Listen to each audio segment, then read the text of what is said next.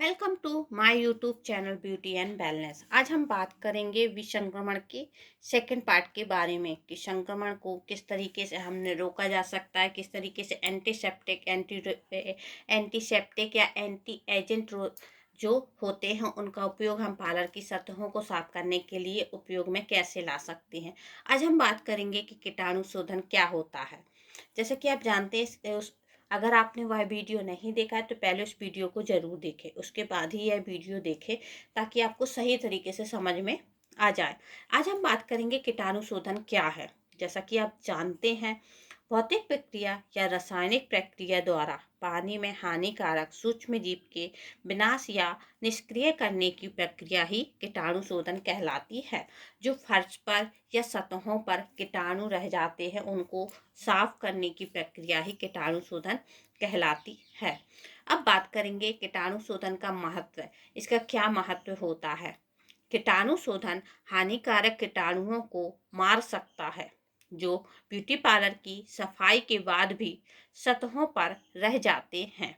सफाई के बाद पार्लर के फर्श की सतह पर कीटाणुओं को मार कर कीटाणु रहित करने से बीमारी फैलने का खतरा कम हो जाता है। जैसा कि आप जानते हैं, अगर फर्श पर या पार्लर में एक व्यक्ति का संक्रमण फैल गया है और हम साफ सफाई नहीं करेंगे तो वह अन्य ग्राहक तक भी जा सकता है, जिसके लिए हमें अपने पार्लर का समय समय पर सफाई करते रहना चाहिए और जो टूल्स हैं उनको भी साफ करते रहना चाहिए। अब बात करेंगे कीटाणु शोध के कितने स्तर होते हैं। जो कीटाणु शोधन होता है उसके कितने स्तर होते हैं, तो उसके 3 स्तर होते हैं, उच्च, मध्यवर्ती और निम्न। हालांकि यह सभी जानते होंगे कि 3 स्तर होते हैं, लेकिन जो सफाई का स्तर होता है वह किस तरीके से होता है हमें इसकी जानकारी होना चाहिए। हालांकि देखा जाए तो हम आमतौर पर निम्न निम्न तौर से सफाई करना स्टार्ट करते हैं, यानी कि नीचे से ऊपर की तरफ जाते हुए। लेकिन यहाँ पर कीटाणु शोधन में हम उच्च से निम्न की ओर आते हुए सफाई करेंगे। इसके पहले उच्च, फिर मध्यवर्ती और फिर निम्न की तरफ आएंगे, क्योंकि हो सकता है अगर हम निम्न से सफाई करना स्टार्ट करें तो वह कीटाणु पहले ऊपर आ जाए और फिर नीचे आने की संभावना होती है। अब बात करेंगे स्वास्थ्य सेवा में कीटाणु शोधन क्या है। हमें जानकारी होना चाहिए कि किस तरीके से हम स्वास्थ्य सेवा में कीटाणु को विनाश करते हैं। कीटाणु शोधन एक ऐसी प्रक्रिया का वर्णन करता है जो पार्लर में उपयोग में लाई जाती है। वह निर्जीव वस्तुओं पर बैक्टीरिया के विजाणुओं को छोड़कर कई या सभी रोगजनक सूक्ष्म जीवों को समाप्त कर देता है। स्वास्थ्य देखभाल में वस्तुओं को आमतौर पर तरल रसायनों या गीले पाश्चुरीकरण द्वारा कीटाणु रहित किया जाता है। जैसा कि मैंने पहले ही बताया है, जो एंटीसेप्टिक एजेंट होते हैं उनके लिए पानी में घोलकर फर्श की सतहों को साफ किया जाता है, जिससे कि पार्लर की सतह व फर्श सफाई रहे, जिससे किसी के स्वास्थ्य के लिए कोई भी हानिकारक ना हो।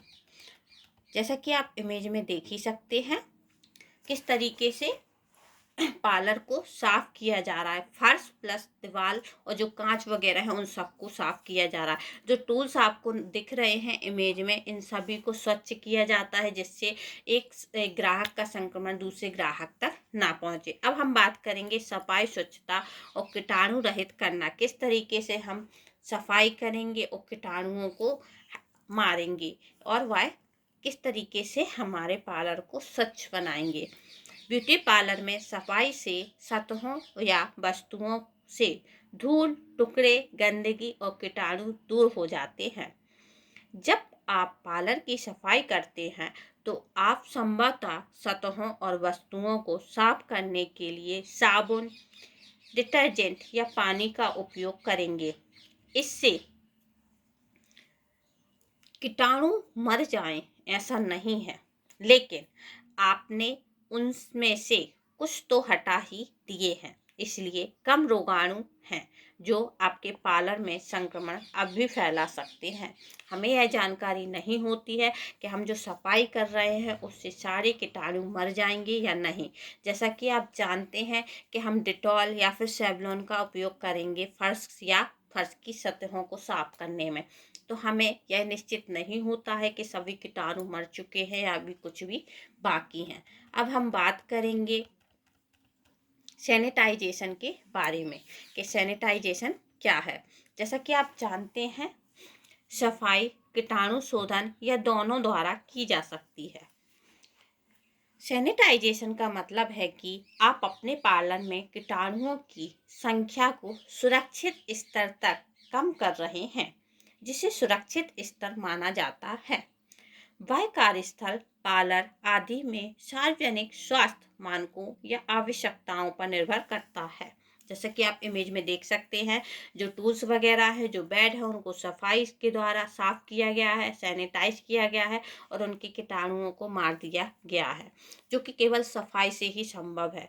अगर हम सफाई कर कर नहीं रखेंगे तो कीटाणु वहां पर आते रहेंगे और एक कस्टमर से दूसरे कस्टमर में पहुंच जाएंगे। अब बात करेंगे ब्यूटी पार्लर में सतहों और वस्तुओं से कीटाणुओं को कैसे बचाया जाए। कीटाणुओं से कैसे बचाया जाए। ब्यूटी पार्लर की सतहों और वस्तुओं से कीटाणुओं से संक्रमित होने से बचने के लिए अपने हाथों को बार बार धोना महत्वपूर्ण है। लेकिन आप हर बार किसी चीज को छूने पर अपने हाथ नहीं धो सकते हैं। इसलिए सतहों और वस्तुओं को नियमित रूप से साफ और कीटाणु रहित करना चाहिए। जैसा कि आप इमेज में देख ही सकते हैं, किस तरीके से पार्लर को साफ स्वच्छ रखा गया है और इसकी सफाई समय समय पर की गई है। अब कोई कस्टमर आएगा और किसी ग्राहक को उसका उपचार करने के बाद हम बार बार हाथ नहीं धो सकते, इसलिए हम अपने पार्लर में पहले से ही साफ सफाई रखेंगे, जिससे हमें इस सब की आवश्यकता ना पड़े और हमारा पार्लर में कीटाणु रोधक और एंटीसेप्टिक का उपयोग हम समय समय पे करते रहें। धन्यवाद। लाइक, कमेंट और चैनल को सब्सक्राइब करना ना भूलें और बेल आइकन पे ज़रूर क्लिक करें।